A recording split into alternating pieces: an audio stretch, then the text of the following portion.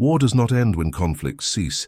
It continues, silent and relentless, in the lives of those who survived but lost everything in the process. The story of these people is not in history books. It is in hospitals, in rehabilitation clinics, in empty houses, in rooms where someone is missing. It is in the difficulty of taking the first step without the legs that were always there. It is in the empty chair at the dinner table, where a son, a father, a mother, or a sibling used to sit. War takes the body and takes people. And when it officially ends, when treaties are signed and troops withdraw, these people continue facing a battle that no one else sees. They are civilians who never asked to be in a conflict. They are soldiers who enlisted believing in a cause. They are men and women, young and old, people who had ordinary lives before everything changed, people who worked, studied, raised their children, dreamed of the future, people who woke up one day and discovered that their legs were no longer there, that their family members would never return, that life as they knew it had ended violently and irreversibly.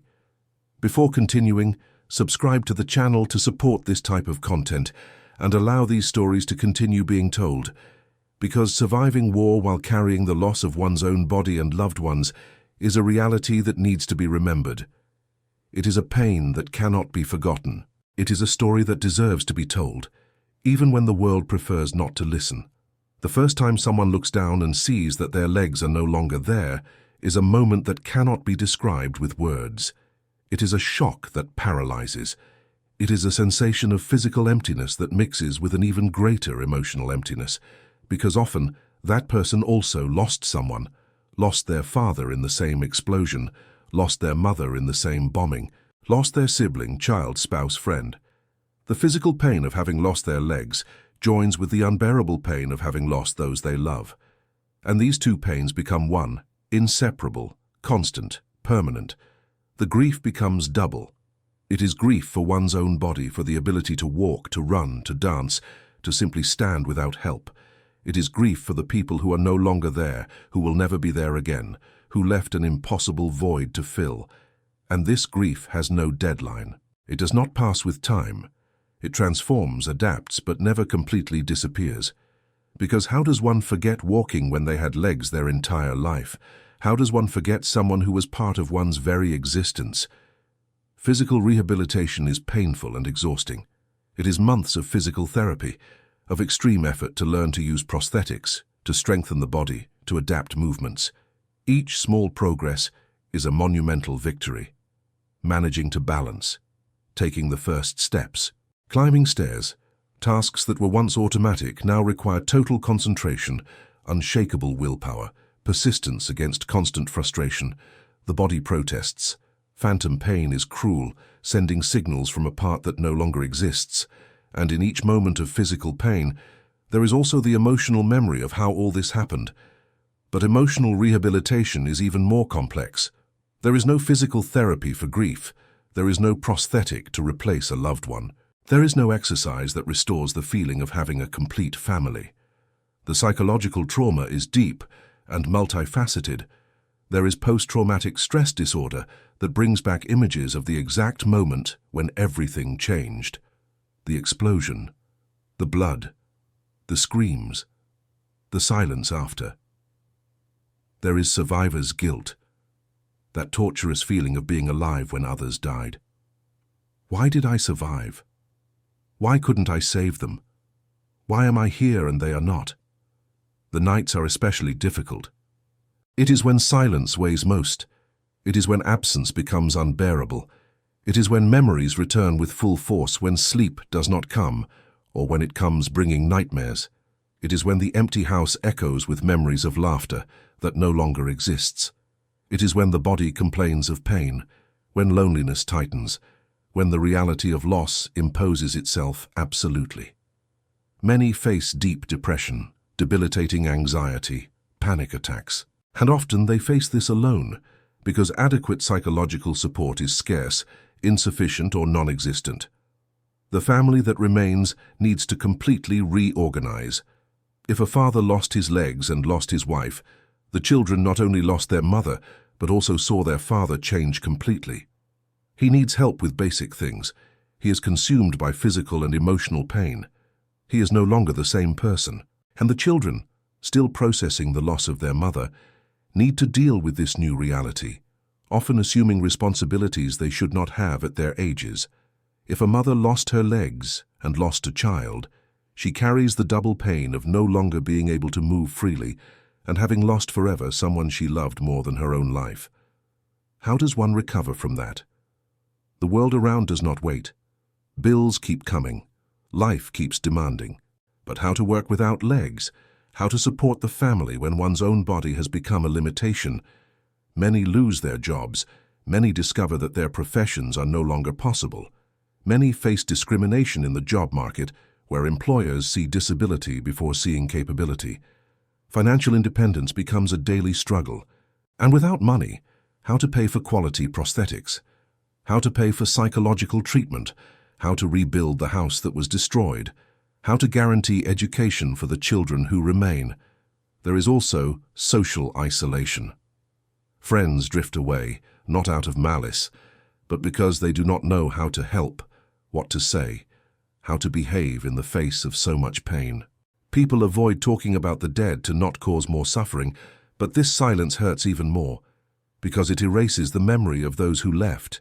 People look at the wheelchair or prosthetics with pity or discomfort, and this creates a barrier. Many survivors feel invisible, excluded, forgotten, and loneliness becomes one more weight to carry.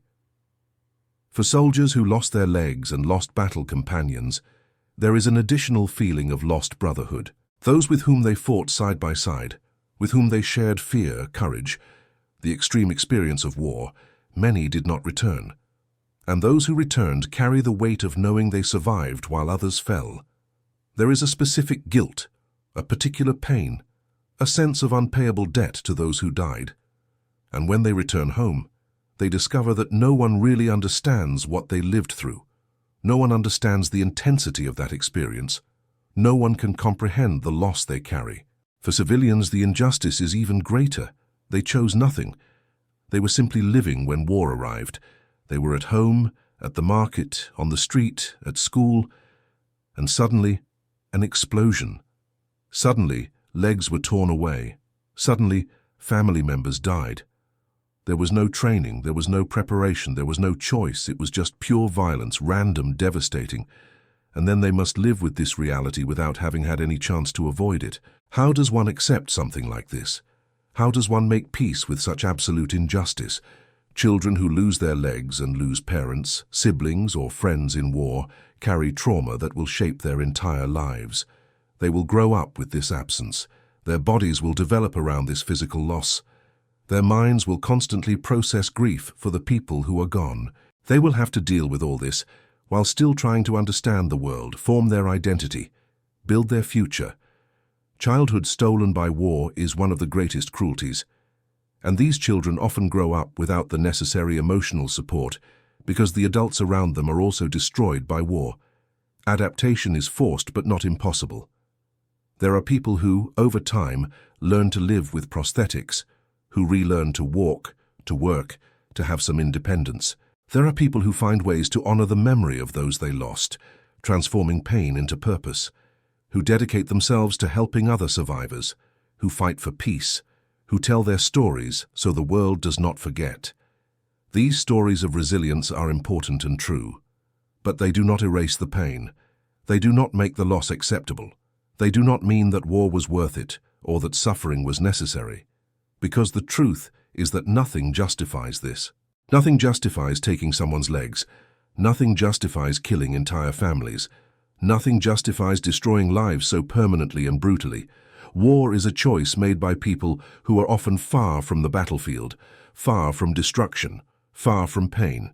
And it is other people who pay the price. They are the ones who lose their bodies. They are the ones who lose those they love. They are the ones who spend the rest of their lives trying to rebuild something that was destroyed, without them having any control. And when the world stops talking about that specific conflict, when news moves on to other headlines, when politicians sign agreements and declare peace, these people are still there. They continue waking up without legs. They continue feeling the unbearable absence of those who died. They continue facing physical and emotional pain every day. They continue trying to survive in a world that moves forward, while they remain trapped in a reality imposed by war. Society needs to understand that surviving war is not returning to normal. It is learning to exist in a new reality marked by loss, pain, and absence. It is carrying visible and invisible scars. It is fighting daily battles that no one sees. It is living with the constant memory of everything that was taken. And these people deserve more than pity. They deserve respect, real support, adequate resources, genuine inclusion, and above all, they deserve to have their stories remembered. This video exists for that. To remember that war does not end with peace treaties, to show the human cost that remains long after conflicts, to give voice to those who survived but lost so much in the process, so that when we think of war, we remember not only strategies and politics, but real bodies, real families, real pain, so that every decision that leads to conflict is made, knowing that there will be people who will lose their legs and their loved ones, and who will carry those losses forever. If this content impacted you, leave your subscription to the channel, because these stories need to continue being told. These people cannot be forgotten, and the true cost of war must always be remembered, always visible, always present in all of our consciousness.